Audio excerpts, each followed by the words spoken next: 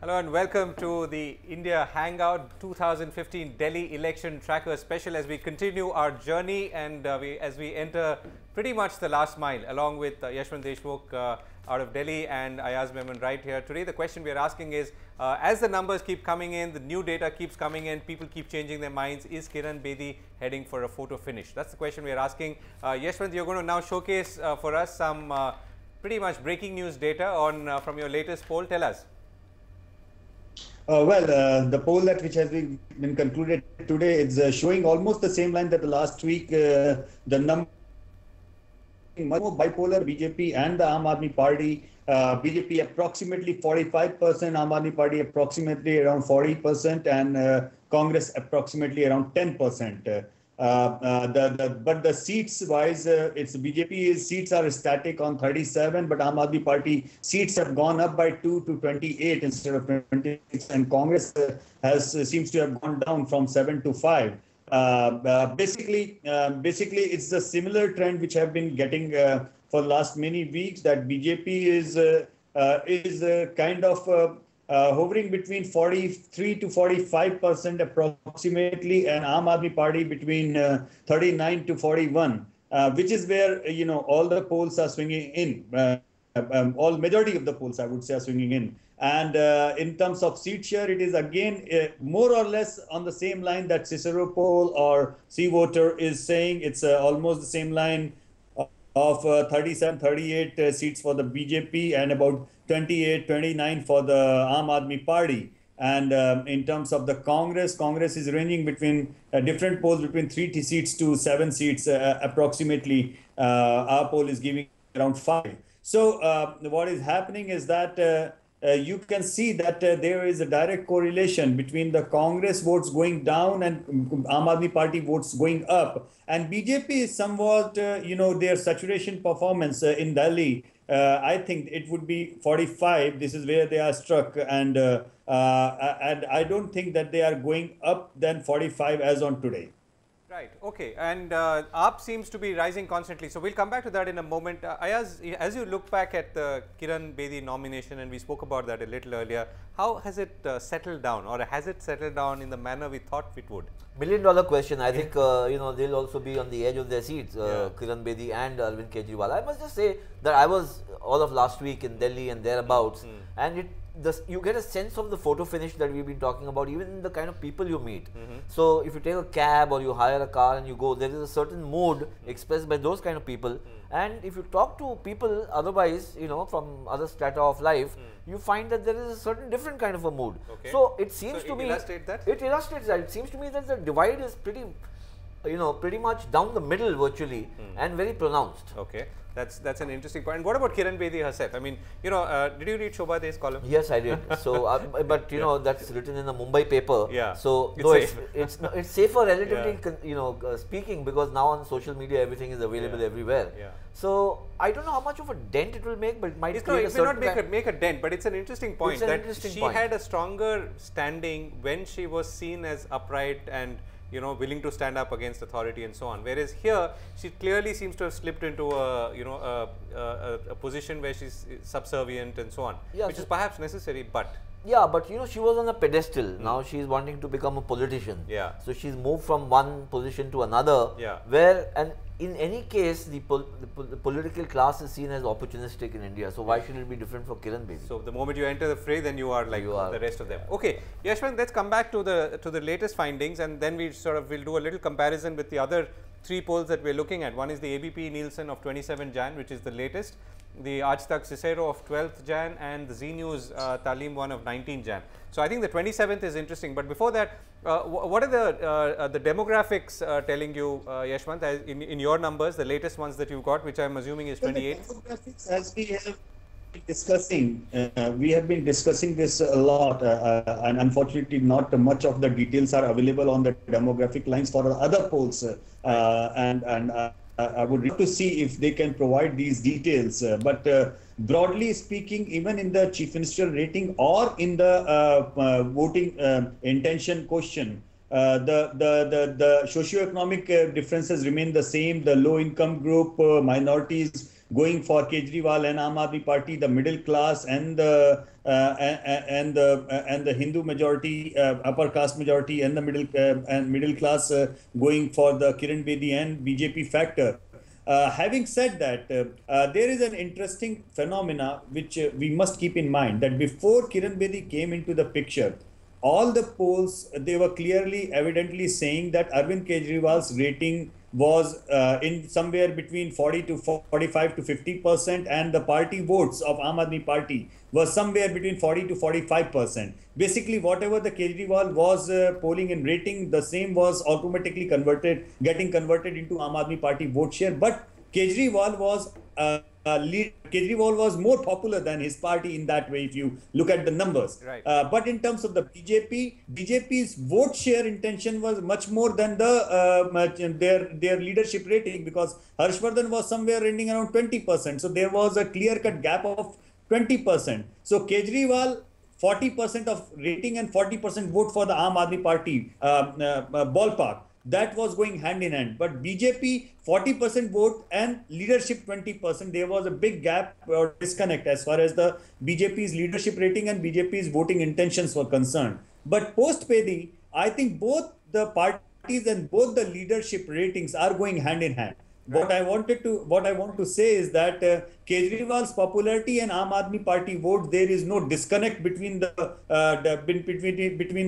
demography of the two, and Kiran Bedi's ratings and now votes for the BJP, they are also saying there is no disconnect between the two. So it is getting very interesting, not only in terms of the party lines, but also in terms of the leadership right. rating lines, and both are going hand in hand. Right. And let me, Ayaz, let me quickly throw in a comment that's come in on Twitter. So Manish Singh says, if BJP forms the government, it will be a BJP win. And if they don't, it will be a Kiran Bedi loss. So I think that pretty much sums up the view from the ground. Ayaz? No, I wanted to ask Yashwant whether Kiran Bedi in any way has arrested what could possibly have been seen as a kind of a late surge by Arvind Kejriwal. Has that been a factor, the choice of Kiran Bedi? I think absolutely yes, Ayaz. You are bang on right. This we have been mentioning. In our September poll, if you remember, the BJP lead was 10% votes over Aam Aadmi Party. In spite and despite of the fact that BJP had leadership. But by the time December came in, within 3 months, that BJP lead in our December poll came down to just 1% votes. So BJP lost a lead of 9% over 3 months period time.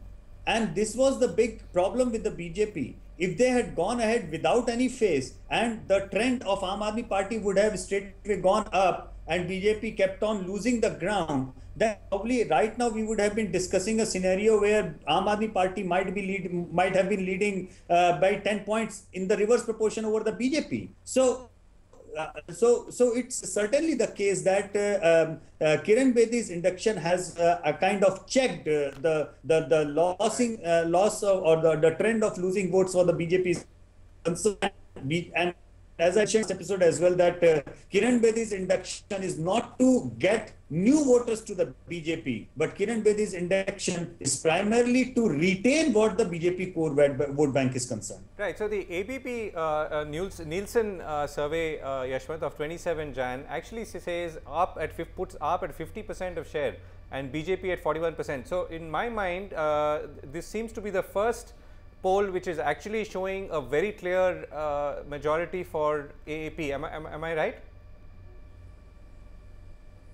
Yeah, I mean, even I am surprised with these figures for two reasons. That number one, their others vote share is coming out to 0, which is impossible in any probability sample or even in the vote share, because others vote share have been all throughout these elections roughly around 10% votes. While in this election, we are estimating the others vote share to get down to about 5-6%, because the contest is going to be much more bipolar between BJP and Aam Party. First of all, that big 0 in the others category is a no-go. I mean, statistically as well as practically or from common sense perspective, this cannot happen. Number one. Yeah. Number two, in AC Nielsen's poll, in the last 2 weeks, the Aam Aadmi vote share has dropped from 26% in their poll to 9% over here. So all along in the last so many months, they have been maintaining that Congress is polling 25, 26% votes. And all of a sudden, that has dropped to 9%, which is a kind of went unexplained. There was, I don't know whether it's a weighing problem or it's a sampling problem, whatsoever it is, though their vote share is now in sync or in line with whatsoever the other polls are saying, but their BJP votes are also in sync and in the line with what other polls are saying, but their Aam Aadmi Party vote share are roughly 10% more than what Cicero poll or C Voter poll or Z News poll are saying. So that particular section is a kind of an outlier because 50% vote share will, with this kind of lead, would actually, if this happens, then this would be leading about 65 to 66 seats out of 70 seats to Aam Aadmi Party. Right. You know what I'm trying to say. Yeah. No. Just one more thing, Yashwant. If you were to now look at the polls for the last 4 to 6 weeks, what are the 1 or 2 key secular trends we are seeing? I mean, it seems to me like that both BJP and AAP have actually increased their standing on the pitch. I mean, would you concur with that?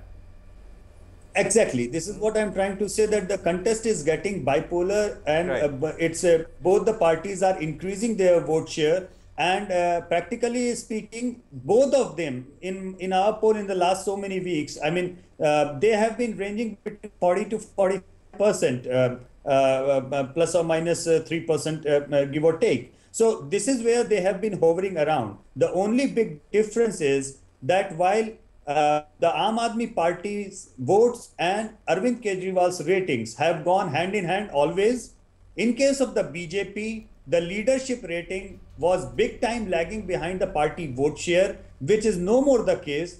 Kiran Bedi's rating are going hand in hand, fully synced with the BJP vote share right now. So, Yashwant, quick question: Would President Obama's visit to India and the kind of bonhomie he shared with Prime Minister Narendra Modi, will it have any impact at all? Do you think it will change some perceptions? Will it benefit the BJP in Delhi? I doubt that it will have any positive impact as far as the BJP is concerned. Narendra Modi's leadership on the electorate has been, the honeymoon period is still on. His leadership ratings are intact. In fact, his leadership ratings are almost double to the party votes which the BJP is polling in Delhi. So certainly, if there is any positive impact, there is a feel-good factor. The feel-good factor is for Narendra Modi as a person, but that feel-good factor about Obama visit is unlikely to translate any vote for the BJP on the ground. Okay, and that's, yeah, but that is a point that came up, right? I mean, as some of Prime Minister Modi's critics have been saying, I mean, this is really part of an ongoing, sustained campaign. I mean, including the way the whole visit was managed. Now, let's move on to the latest figures that you've brought out, Yashwant. So, in the numbers that you quoted, you've also said that AAP was up by 2 seats and Congress was down by 2 seats, which also plays to the point that you've been making all this while, that it's really one gives and the other takes, and vice versa. But is there something about this particular poll and this particular gain, even though it's a small gain, that we should be observing a little more closely, or we should be concerned about? Well, this is the 3rd week in a row that we have been discussing about the gender gap. And this is a very unique finding that we have been reporting. Unfortunately, I'm not looking at the data. I'm not getting the details of this data from the other polls, which would have kind of reassured and reconfirmed this the gender gap, if there is any. But this is the 3rd week in a row that we are finding this gap, which is reassuring for us as far as our data is concerned. One big thing that would remain would be the turnout factor. Let's face the fact that even though the BJP traditionally has been contesting election by virtue of their strong RSS cadre and the BJP cadre on the ground, but in Delhi, as on today, we don't see that working in a cohesive way so far. So I see, as on today, Aam Aadmi Party cadre and Aam Aadmi Party network, or the groundswell or the ground meetings, are multiple times much better than the whatsoever the BJP campaign has been doing so far. So it's actually the other way around, that BJP, for a change, is trying to win this election based on the tertiary campaign rather than the ground campaign so far, which is kind of very surprising, because BJP is known to have or reap the benefit of the RSS cadre and their work on the ground. Something is telling me that it will have a direct impact on the turnout on the election day. If the BJP cannot get their act together, BJP cannot get the act in terms of their infighting together, then this whatsoever the lead in opinion polls the BJP is enjoying as on today might not really turn out in terms of votes on the polling booth. That is something which will come out only on the day of the exit poll. Because this relative turnout is what will eventually form the output of the election results. Right. And I'm sorry to say, but as an independent analyst, this may not this might not be liked by many of the BJP sympathizers out there who are watching the show. But as on today, or for the last 3 months, Aam Aadmi Party and Arvind Kejriwal are running a brilliant ground mass contact program and campaign. And as far as their machinery is concerned, it's amazingly interesting to see how good they are organized, how good they are doing. And in spite and despite of having a very well connected RSS cadre, BJP, due to its infighting, is nowhere on the groundswell as on today. Right, and that's interesting, and it's also for for AAP a return to its original strength of mobilization, particularly in the city of Delhi, and they of course sort of won the prize, but they decided to forsake it for whatever reason. So Ayaz, are you sort of comfortable now with the two chief ministerial probables? You have any? Well, I'm fascinated by the contest, because I just heard Yashwant very carefully, and I think that the whole last 3 months, the way Arvind Kejriwal has gone about mobilizing support, despite the setbacks of Shazia Ilmi quitting and Beni joining BJP, and now Kiran Bedi popping up as the CM candidate. Despite all of that, he seems to have held his flock together. In fact, more than that, I think what Yashwant mentioned, that if his mobilization sees through to actualization, the same the numbers turn up and the BJP is a little lax, there might actually be a surprise at the end. Reversal at the end. He might pip them to the post. He might pip them to the post. So Yashwant, so it is a photo finish, but it looks like it's going to be a photo finish for Kejriwal as well. What's your sense? Yes, it's going to be a photo finish for sure. But as we enter in the last week of the campaign, we are expecting to see 3 or 4 rallies of Prime Minister Modi. What kind of impact will that have? That remains to be seen. We are likely to see a much more synced movement on the ground by the BJP leaders, if they can manage in the last 1 week. If not, there is going to be a disconnect. There is going to be a big disconnect as far as the BJP is concerned, because the sense of perception that, okay, Modi is going to come and swing the things in their favor, well, I understand Modi is a great all-rounder. He bats well, he bowls well, perfectly right. But one thing, he needs 10 fielders to at least take the catches. He cannot clean bowl 10 batsmen in a row. He cannot bowl 10 Yorkers in a row. So the thing is that I totally agree that if BJP wins this election, it will be victory of Modi. But if BJP loses this election, it will be nothing but a blame on the mess that the local BJP leaders have created among themselves. Yeah, and perhaps it didn't expect the AAP to bounce back the way they did, and I guess that's a very fundamental rule of politics. I mean, don't ever take things for granted, and don't ever underestimate the opposition, and that's a lesson at a much larger level as well. Thank you very much, Yashwant and Ayaz. We're going to be back in 2 days' time, where we pick up some of this data, pick up some more data that's emerged, would have emerged by then, and find out where this exciting photo finish is heading. Ayaz, you have a last cricketing word for this?